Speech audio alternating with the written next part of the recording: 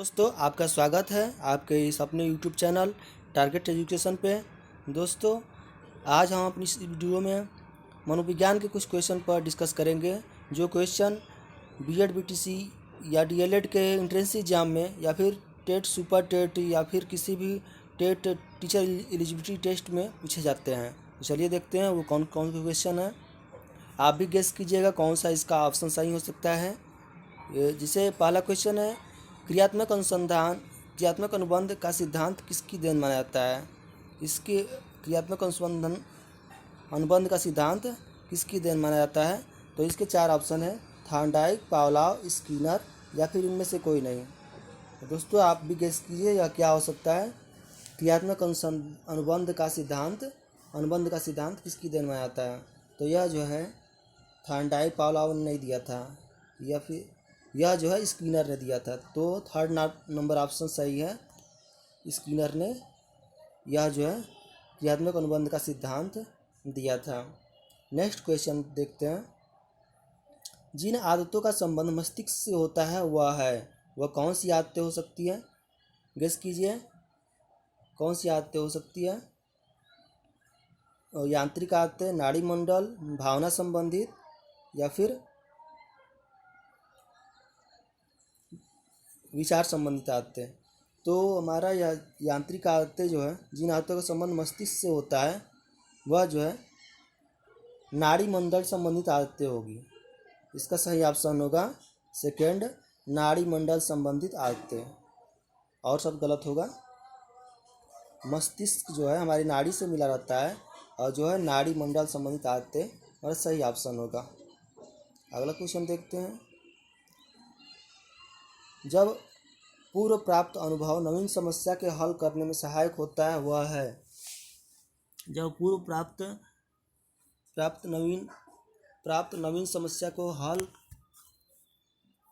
जब पूर्व प्राप्त अनुभव नवीन समस्या को हल करने में सहायक होता है वह है, कौन सा है।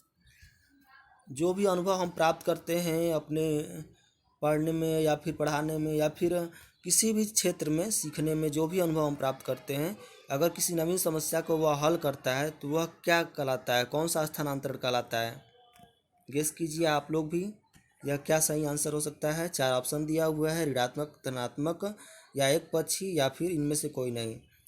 तो दोस्तों यह जो है ऋणात्मक नहीं होगा, यह जो है धनात्मक अनुभव स्थानांतरण कहलाएगा। तो यह दोनों भी सही गलत होगा। तो धनात्मक स्थानांतरण जो है पूर्व प्राप्त अनुभव नवीन समस्या को हल करने में सहायक होता है। तो सेकंड नंबर ऑप्शन सही होगा, धनात्मक स्थानांतरण। अगला क्वेश्चन देखते हैं, जन्मजात प्रेरक नहीं है। इसमें चार ऑप्शन है, भूख, प्यास, आदत और नींद। आपको बताना है कौन सा जन्मजात प्रेरक नहीं है। जन्मजात प्रेरक, भूख तो हमको जन्म से ही लगता है, तो भूख जो है जन्मजात प्रेरक होगा। तो यह ऑप्शन हमारा जो है भूख जो है यह नहीं होगा।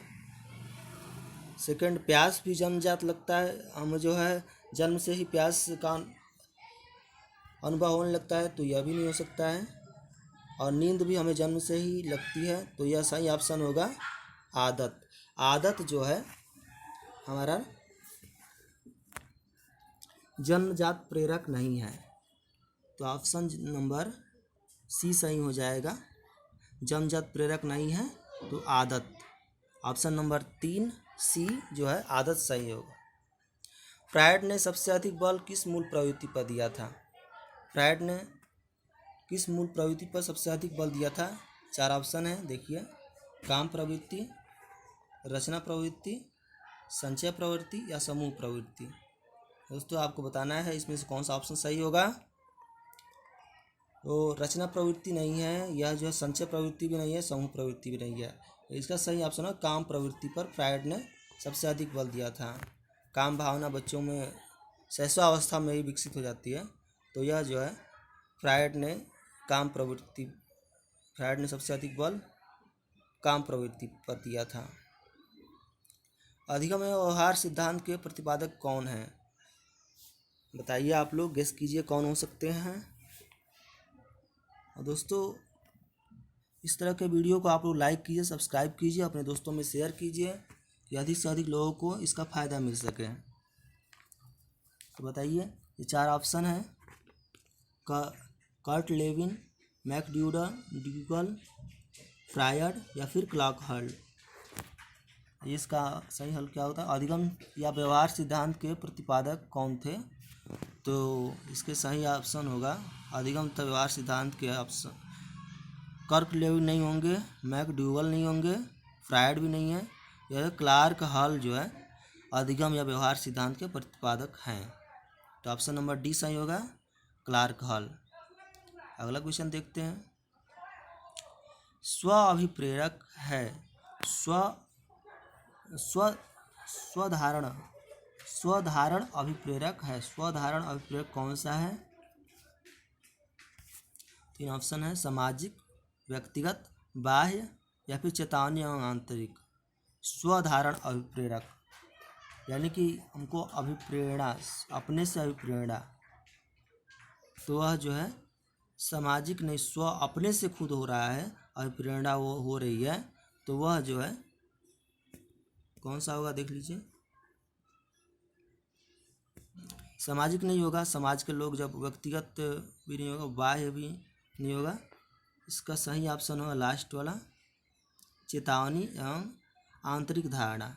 चेतावनी एवं आंतरिक धारणा हमारा सही ऑप्शन होगा। तो 4 नंबर क्वेश्चन ऑप्शन जैसा ही होगा कि स्वधारण अभिप्रेरक है, चेतावनी एवं आंतरिक धारणा। तो अगला क्वेश्चन देखते हैं। स्वाभाविक प्रेरक है। स्वाभाविक प्रेरक कौन सा है? स्वाभाविक प्रेरक कौन सा हो सकता है? गेस कीजिए आप लोग, कमेंट सेक्शन बताइए। इसका सही ऑप्शन क्या हो सकता है? 4 ऑप्शन दिए हुए हैं: दंड, पुरस्कार, अनुकरण, प्रशंसा। स्वाभाविक अभिप्रेरणा क्या हो सकता है? दंड नहीं हो सकता है, पुरस्कार भी नहीं हो सकता है, यह जो है प्रशंसा भी नहीं हो सकती। यह जो है अनुकरण जो है स्वाभाविक अभिप्रेरणा है। बच्चे देखते हैं कि जो बड़े जो भी करते हैं उसको देख करके बच्चे सीखते हैं। तो स्वाभाविक अभिप्रेरण में अनुकरण यह जो है सही ऑप्शन होगा। 3 नंबर क्वेश्चन, 3 नंबर ऑप्शन सही है, सी वाला अनुकरण। अगला क्वेश्चन देखते हैं। शिक्षा मनोविज्ञान जरूरी है। किसके किसके लिए जरूरी है? आप लोग गेस कीजिए, किसके लिए जरूरी हो सकता है शिक्षा मनोविज्ञान?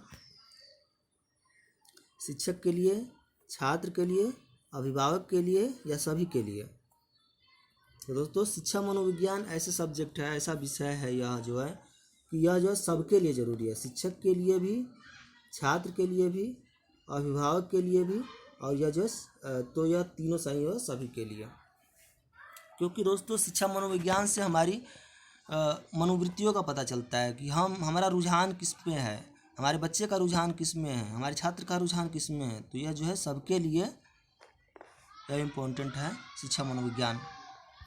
अगला क्वेश्चन देखते हैं। सीखना प्रभावित होता है। सीखना प्रभावित होता है, किससे प्रभावित होता है? मन से, आत्मा से, वृद्धि से या प्रेरणा से?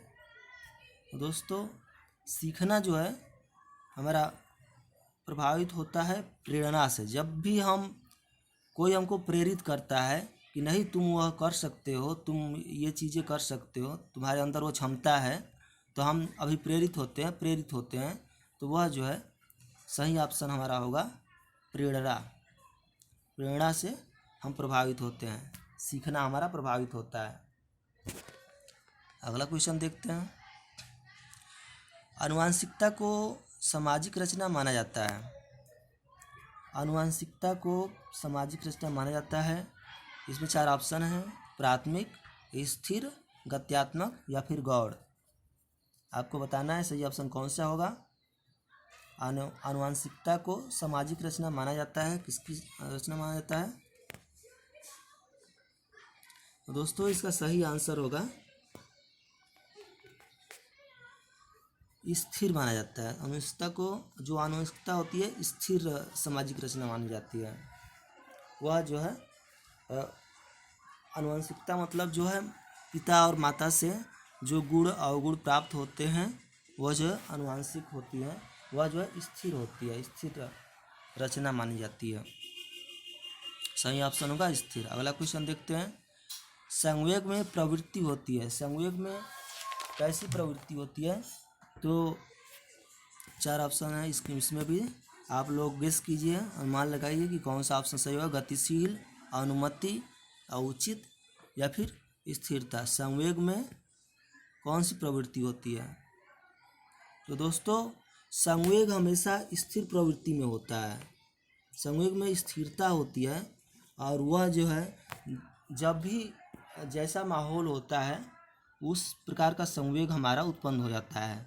तो संवेग हमेशा स्थिर रहता है और जैसा माहौल, जैसा इन्वायरमेंट, जैसा वातावरण होता है उस तरह का संवेग ऑटोमेटिक हो जो है उत्पन्न हो जाता है। तो दोस्तों इस प्रकार के हमारे वीडियो देखने के लिए मेरे चैनल को लाइक कीजिए, सब्सक्राइब कीजिए और अपने दोस्तों में शेयर कीजिए कि इस वीडियो का लाभ अधिक से अधिक लोगों को मिल सके। धन्यवाद।